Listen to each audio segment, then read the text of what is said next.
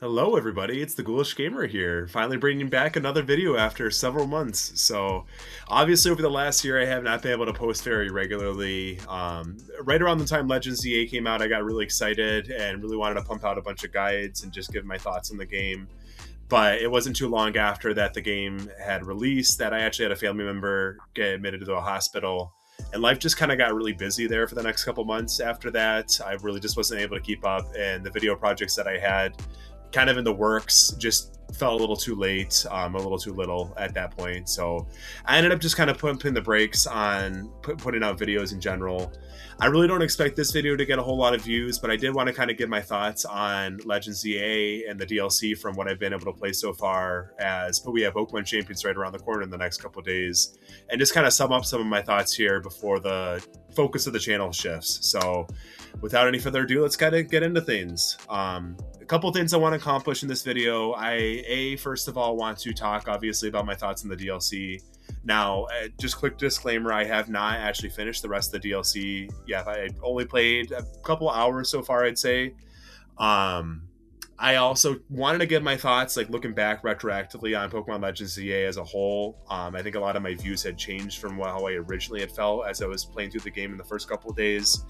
And then I also just at the end wanted to talk a little bit too about the direction of this channel for anybody that might be interested. Again, I don't really have any expectations for this video. I'm just kind of winging this with some bullet points I have jotted down, but I just wanted to kind of check back in before we start pumping out some Pokemon Champions content. So let's get into things. First, let's talk about Legends ZA and my thoughts on that looking back. I had put out a very positive video talking originally my first couple days playing the game about how much I was enjoying the game, a lot of the things that I think they did really, really well with it, and just the overall gameplay loop for main series Pokemon games in general, kind of going forward. I do like that they were very experimental. I think the new battle system too, this like live timed battle system, felt very fresh and invigorating in a Pokemon context. I kind of had more recently started getting into some other turn-based, transitioned into more live action battle systems of other franchises, things like Final Fantasy and other series. I had played Xenoblade for the first time. And I really kind of have gravitated more towards those games. I still love turn-based battle, like RPGs in general. Like I still love Dragon Quest, and they're traditionally turn-based. But I think that for Pokemon, it's time they started kind of innovating a little bit, and I think it's okay for them to branch out. And I think they did a really good job with the battle system here in Legends ZA. There were some things that felt very limited, and it did feel kind of repetitive too, where only the battles being in the little battle zones, and then kind of being restricted to the wild areas, or even just how the battles were. I know the battles were a little bit different, but when you took on some of the Mega Evolution Pokemon too, and those kind of boss battle style arenas, it did kind of get repetitive by the end of the game, and I do understand some of people's complaints that I saw with Rhetoric Online. I can definitely appreciate that. However, it did really feel fresh compared to just the turn-based style. I remember when I played through Scarlet and Violet, it didn't really bother me too much because I got through the campaign pretty fast, but there weren't that many battles that I was focusing on too. I kind of just rushed through the game as fast as I could just to dive into competitive Pokemon. But in terms of like the main series, I really hope that they integrate some of these new changes and get very experimental as we head into Winds and Waves too with the next generation of Pokemon games. So it was a good change, but it got really repetitive. And what I was really hoping for too with the DLC is that they would kind of improve upon that and add more options, more versatility to it, maybe some new environments to explore. And we really didn't get that in the capacity that I was hoping for. One of the things I struggled with ZA overall was that everything did just feel so confined. It felt like very restricted, just kind of battling the same kinds of trainers over and over again at the nighttime zones. And in terms of the wild areas of the Pokemon too, it did not like how the wild zones felt so restrictive. And in terms of what the DLC offered too, as we went into those like distortion worlds, it still felt very restrictive in its own right. The environments felt very plain. It just felt like a lot of reutilized assets that didn't really draw me in or make it feel fresh enough to kind of keep me engaged. and I guess I know I'm kind of double dipping too on the DLC here, but on that note, I really wanted to talk too about what I've played a little bit of the DLC in terms of going into those different areas to catch wild Pokemon. I really, really disliked that a lot of the areas were timed, and time challenges. I'm not somebody who typically enjoys time challenges in general in video games. They're some of my least favorite parts of any kind of RPG or open world experience. And for a series that traditionally has been a more relaxed and casual gaming experience, as Pokemon tends to be, it felt like a lot of high stress and pressure. Nothing was more irritating than not being able to accomplish all the things I wanted to in the time that I wanted to get it done by, because they're not necessarily hard challenges. When the difficulty just gets forced through like a time challenge, especially when you consider some of the other jank in the game, that's when it felt very uncomfortable for me. Speaking about the jank of the game too, that's one of my biggest complaints that I had even in my original first impressions video of Legends EA. I really did not like the little parkour sections that they had, and it was fine to some small capacity. It just didn't really feel like it had the level of polish that other big Nintendo titles in general and AAA games on the Nintendo system really feel like they get. And this has kind of been an issue with 3D Pokemon games in general throughout the Switch era. I definitely think that Game Freak has struggled to transition to this modern console era of gaming, and I really have high hopes, as it seems like they've had major success so far with I know Pokopia was a third-party experience, but Winds and Waves looks very, very promising. It just it felt very, very janky trying to deal with the parkour. Some of the controls felt poor, and rather than trying to find ways to improve upon that and make the gameplay a more enjoyable experience, I felt like the DLC just really highlighted how janky the game really was. They had more and more parkour areas to try to traverse through, and when you're on that timer too, it felt very aggravating at times, feeling like it wasn't me controlling my character well, or the game just didn't respond the way I wanted it to when I'm trying to accomplish certain inputs. And it didn't feel good to kind of rush through that. It just made me very aggravated as I tried to get in through some of those sections of the game. Another one of the things that I noticed I disliked about the DLC was, in terms of repetitive gameplay loop, making those donuts to be able to take on the other areas as you get through the game, like the Mega Dimension areas. I really disliked that. It felt like there should have been some sort of mass way to produce a lot more donuts, and correct me if I'm wrong because I didn't get through the rest of the DLC yet, but it just felt like such a slow process having to go talk to Ansha and select which berries you wanted to mix. There wasn't anything interactive about making the berries, like at least even in Sword and Shield, and I think even some of the earlier like 3DS games, it was like really interactive, like making the curry. And then in Scarlet and Violet, I had a ton of fun making those sandwiches. They felt very rewarding for how they improved the gameplay and just kind of the unique effects you could pull off with them. And it just didn't feel that level of inspiration with creating the donuts.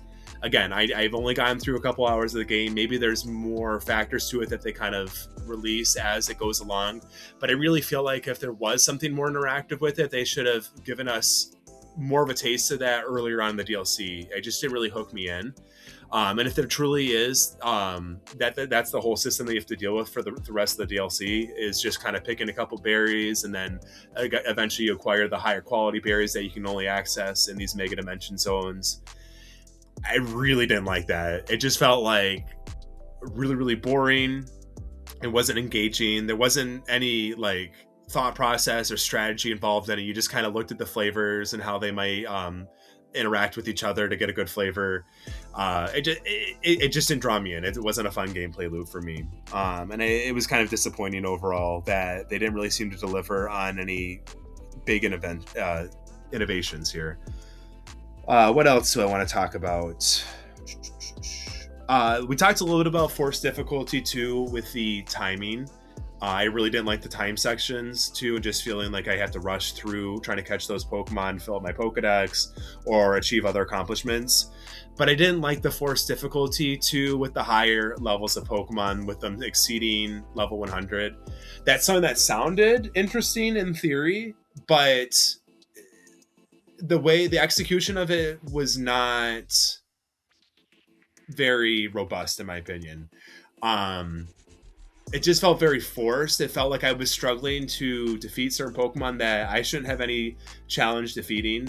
And I like a good level of challenge in the game. I think even what Scarlet and Violet set out to accomplish, with it being more open world and you being able to set out and challenge the gyms really in any order you wanted to challenge them in.